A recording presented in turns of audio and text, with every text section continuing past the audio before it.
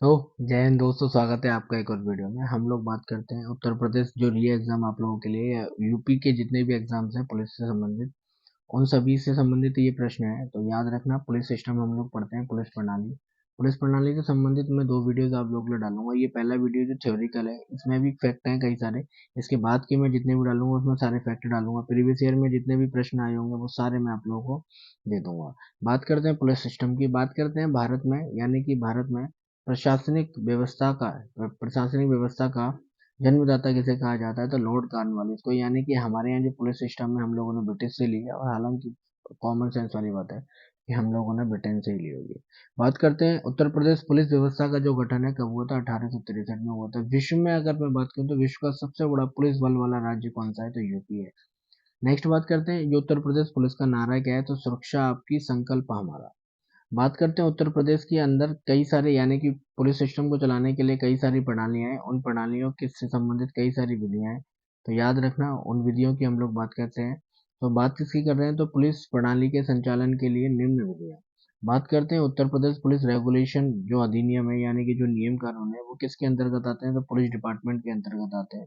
इसके अलावा पुलिस अधिनियम 1861 के तहत क्या शामिल किए गए, तो जितने भी अपराध और जासूसी गतिविधियां हैं उन चीजों को शामिल किया गया इसके अंदर। नेक्स्ट है पुलिस आर्म कॉस्टुवेलरी एक्ट 1948। इसके अंतर्गत भी हथियारों की बात की जाती है, हथियारों से संबंधित प्रश्नों की बात की जाती है। बात करते हैं उत्तर प्रदेश पुलिस सेवा नियमावली, यानी कि जितने भी नियमावली, जितनी भी जॉब्स वगैरह आती हैं, नोटिफिकेशन वगैरह आते हैं, 1942 के तहत आते हैं, जिसमें पद और पदोन्नति की बात की जाती है। नेक्स्ट है केंद्रीय रिजर्व पुलिस बल अधिनियम 1949, जिसमें आंतरिक सुरक्षा या आंतरिक केंद्रीय सुरक्षा की बात की जाती है। नेक्स्ट है अग्निशमन सेवा, यानी कि उत्तर प्रदेश अग्निशमन सेवा 1944, इसमें फायर ब्रिगेड वाले की बात की जाती है। इसके अलावा बात करूं आंतरिक प्रशासन के अंतर्गत कौन कौन सी व्यवस्थाएं आती हैं, जैसे नागरिक पुलिस आती है, जिसे सिविल पुलिस कहते हैं। नेक्स्ट है आर्म पुलिस, एपी जिसे बोलते हैं, या जिसे पीएसी कहा जाता है। नेक्स्ट है अग्निशमन, जिसे फायर ब्रिगेड कहा जाता है। इसके अलावा बात करते हैं किसकी, घुड़सवारी और जेल पुलिस आती है आंतरिक प्रशासन के अंतर्गत। लेकिन नोट में आप लोग याद रखना कि इसके अलावा आंतरिक प्रशासन में सीबीआई और आईबी की भी भूमिका है इसमें, है ना। बात करते हैं किसकी, नेक्स्ट, पुलिस कर्मचारियों को भैया दो भागों में बांटा जाता है। एक है गजेटेड ऑफिसर, दूसरे हैं नॉन गजेटेड ऑफिसर, यानी कि राजपत्रित अधिकारी और अराजपत्रित अधिकारी। तो जब ये प्रश्न बनता है तो प्रश्न इस तरीके से बनता है, वो रैंक पूछता है, यानी कि सबसे उच्च अधिकारी कौन है, फिर उससे नीचे कौन है, इस तरीके का सिक्वेंस आप लोगों से पूछता है।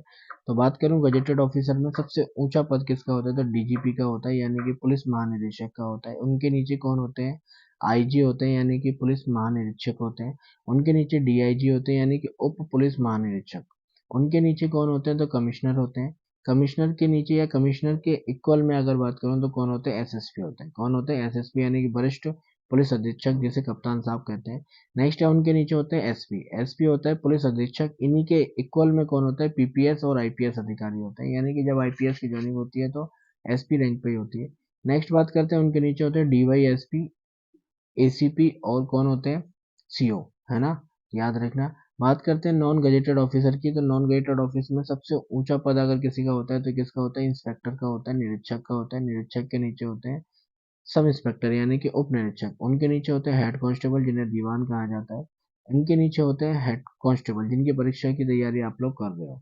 फिर उनके नीचे चपरासी और अर्दली लोग आते हैं। तो याद रखना, पुलिस कर्मचारियों को दो भागों में बांटा जाता है। एक है राजपत्रित अधिकारी, दूसरे होते हैं अराजपत्रित अधिकारी, गजेटेड और नॉन गजेटेड ऑफिसर। तो ये सीक्वेंस आप लोग को याद रखना, इस सीक्वेंस को अच्छे से। और प्रश्न अक्सर यहीं से मैंने देखा हुआ, एक आधा अगर प्रश्न बनता है तो यहीं से बनता है। नेक्स्ट अगर मैं बात करूं, उत्तर प्रदेश पुलिस में अगर कोई गलत कृत्य करता है तो उसके लिए दंड का भी प्रावधान है। जैसे बात करते हैं किसकी, नॉन गजेटेड ऑफिसर की, अगर वो गलत कृत्य करता है तो 15 दिन के लिए उसे क्वार्टर गार्ड कर दिया जाता है, यानी कि पुलिस लाइन हाजिर कर दिया जाता है। इसके अलावा उसे शारीरिक दंड दिया जाता है, जैसे दौड़ करवाई जाएगी या डिप ड्रिल करवाई जाएगी, उठक बैठक कराया जाएगा, इस तरीके का इनको दंड दिया जाता है। इसके अलावा और क्या क्या ऐसा सकता है, तो वेतनों में कटौती की जा सकती है। इसके अलावा आंतरिक गार्ड ड्यूटी लगाई जा सकती है इनकी। बात करते हैं गजेटेड ऑफिसर के संग क्या हो सकता है, तो याद रखना, इनके वेतन पर रोक लगा सकते हैं। इसके अलावा इनको पदच्युत कर सकते हैं, इसका मतलब क्या है, सेवा से निकाल दिया जाएगा इनको। इसके अलावा इनका जो करेक्टर सर्टिफिकेट होता है, चरित्र पत्र का होता है, उस पर दुराचार के करेक्टर आ जाते हैं, यानी कि नेगेटिविटी के साइन आ जाते हैं। इसके अलावा पदोन्नति पर इन पर रोक लगाई जा सकती है, और पद अवनति पर, इन पर रोक लगाई जा सकती है। बात करते हैं ना इसकी। नेक्स्ट बात करते हैं, क्या इनका जो अपराध ये लोग करते हैं, क्या उसको न्यायालय में चुनौती दी जा सकती है? तो यस, दी जा सकती है। पुलिस के विरुद्ध न्यायिक कार्रवाई भी की जा सकती है। कब? जब वो क्या करें, या तो कोर्ट का अवमानना करें, यानी कि न्यायालय की अवमानना करें। इसके अलावा भ्रष्टाचार का मामला हो तो इनके मामले कहाँ जा सकते हैं? न्यायालय में जा सकते हैं।